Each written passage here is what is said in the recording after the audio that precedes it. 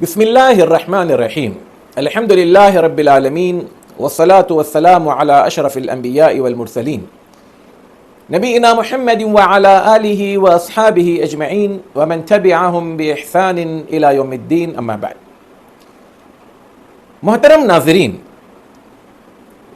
ہم میں کا ہر انسان کسی بزرگ انسان کو دیکھتا ہے، کسی بڑے انسان کو دیکھتا ہے، کسی نمازی انسان کو دیکھتا ہے، کسی دیندار انسان کو دیکھتا ہے، کسی عالم کو دیکھتا ہے، تو ایک جملہ ہماری زبانوں پر ضرور آتا ہے کہ ہمارے لیے دعا کیجیے،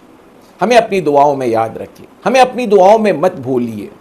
ہم چاہتے ہیں کہ ان سے دعا کروائیں اس امید کے ساتھ کہ یہ بندہ نیک ہے، اللہ سے ڈرنے والا ہے، اللہ کا قرب حاصل کیا ہوا ہے، یا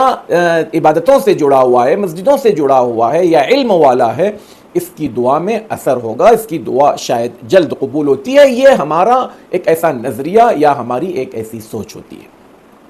اور اس کے پیچھے مقصد بھی یہ ہوتا ہے کہ اس کی دعا میرے حق میں شاید جلد قبول ہو۔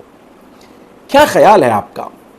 کہ اگر میرے اور آپ کے لیے انسان نہیں، فرشتے دعا کریں؟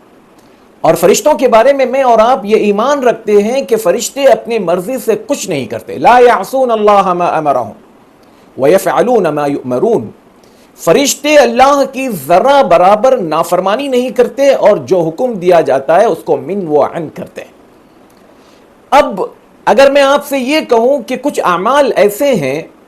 جن اعمال کو کرنے سے فرشتے ہمارے حق میں دعائیں کرتے ہیں، وہ کیا چیزیں ہیں؟ ہم متعدد الگ الگ ویڈیوز میں اس حوالے سے کئی ایک ویڈیوز بنائیں گے جن میں اللہ کے رسول صلی اللہ علیہ وسلم نے فرمایا کہ یہ کام کرنے سے فرشتے ہمارے حق میں دعا کرتے ہیں۔ اللہ کے رسول صلی اللہ علیہ وسلم فرماتے ہیں کہ فرشتے روزانہ 2 مرتبہ ان کی شفٹ چینج ہوتی ہے، ایک فجر کی نماز میں، دوسرا عصر کی نماز میں۔ جو فرشتے فجر کی نماز میں آتے ہیں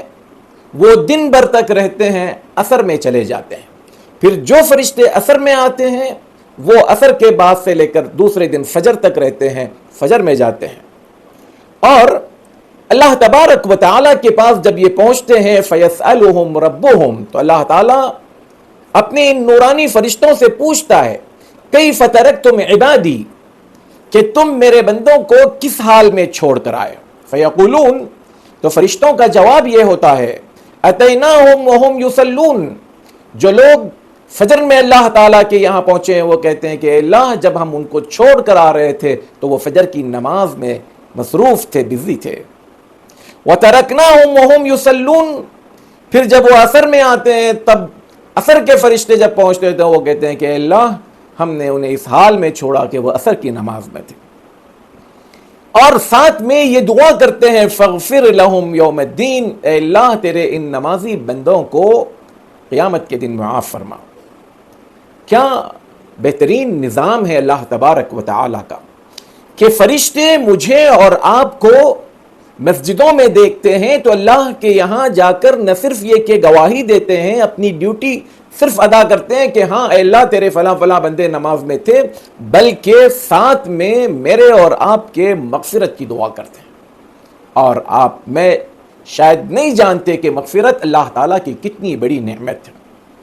اللہ کے رسول صلی اللہ علیہ وسلم جیسا انسان دن میں 70 مرتبہ بلکہ بعض روایات کے مطابق 100 مرتبہ اپنے مغفرت کی دعا کیا کرتے تھے۔ اللہ کے رسول صلی اللہ علیہ وسلم اپنی امت کے بارے میں دعا کرتے تھے اللہم اغفر لامتی، اے اللہ میری امت کی مغفرت فرما۔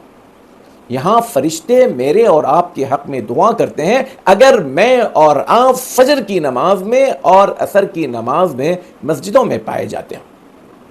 اس حوالے سے خواتین کے ذہن میں یہ بات آ سکتی ہے، سوال آ سکتا ہے کہ بھئی ہم تو مسجدوں میں نہیں جاتے ہیں، تو یہ خواتین کے لیے یہ حکم ہے کہ ان کے اپنے گھر کی نماز کو ہی وہ اللہ تعالیٰ کے یہاں پیش کرتے ہیں کہ جب ہم آئے تھے تو وہ نماز پڑھ رہی تھی، اور جب ہم گئے تھے تب بھی وہ نماز پڑھ رہی تھی۔ تو چونکہ خواتین مسجد کے مکلف نہیں ہیں تو ان کے لیے گھر کا ان کا نماز پڑھنا یہ خود کافی ہے، اور وہ اس اجر میں برابر کے شریک ہے۔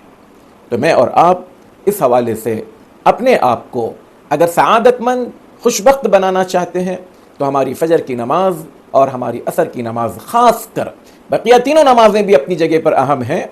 اس کا پڑھنا بھی میرے اور آپ کے لیے ضروری واجب ہے۔ مسجدوں میں جانا، لیکن خاص کر ان دو نمازوں کی اپنی اہمیت ہے، اور ان دو نمازوں کو میں اور آپ اگر اہمیت دیں تو اللہ تبارک و تعالیٰ کے نزدیک ہماری گواہی بھی درج ہوتی ہے اور فرشتے ہمارے حق میں دعا بھی کرتے ہیں۔ اللہ تعالیٰ مجھے اور آپ کو کہنے اور سننے سے زیادہ عمل کی توفیق عطا فرمائے، آمین۔ السلام علیکم ورحمۃ اللہ وبرکاتہ۔